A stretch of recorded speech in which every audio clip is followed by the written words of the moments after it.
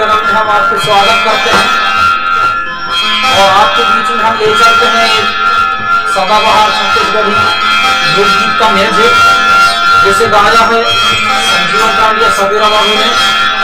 और आज जो हम आपके बीच में बैंक जी का बड़ा ध्यान में प्रस्तुति करते हैं।